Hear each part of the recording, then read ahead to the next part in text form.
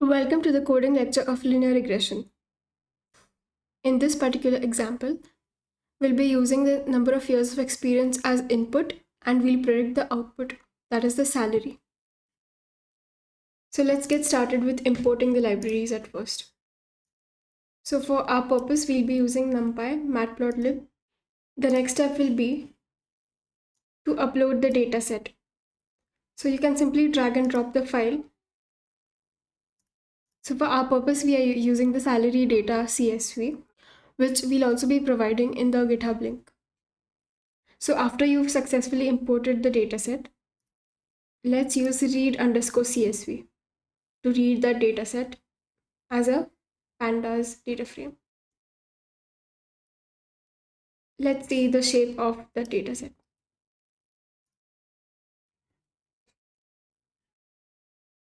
Basically, there are 30 rows and 2 columns. Let me also show you the dataset in the Excel file. So this is the salary data CSV that we have. There are just 2 columns, years of experience and salary.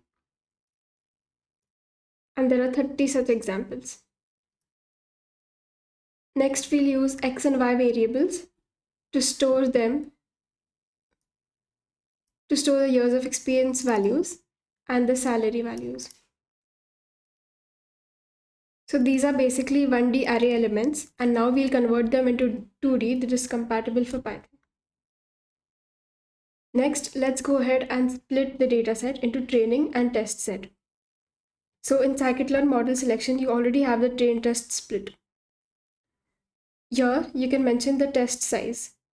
So basically, 30% of our dataset will go to the test set, whereas the rest 70% will go to the training set. I've chosen the random state 42, and even if you choose the same state 42, then you will also get the same split of train test as I've got in mine.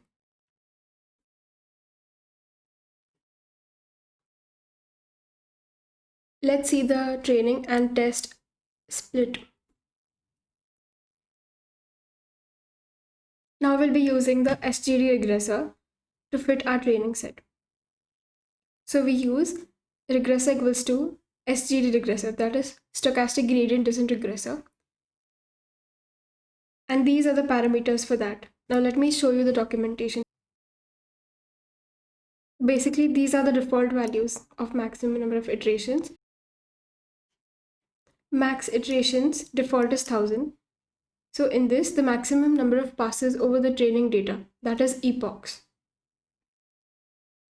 So on, you can check all of these other parameters, and you can also try modifying these to see how your output varies. Next, we'll use the dot fit in order to fit our training set. So it has completed the epochs. We also see that loss is decreasing. Now let's predict the test set results. Let's also see the actual values versus the predicted values. So we'll use this function for that. So these are the results that we got. For this particular x value, the actual y value was this. And the predicted y value is this number. Similarly, for x value 4.9, the actual y value was this and the predicted y value is this. Now let's make it easy to understand by visualizing this. So I'll be using Matplotlib to plot the graph.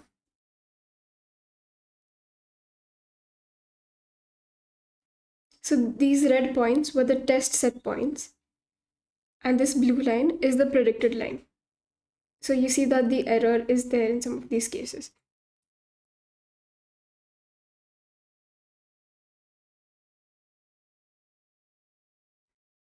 For seeing the metrics, let's see the R-square error for this particular example. So the R-square error is 0.76.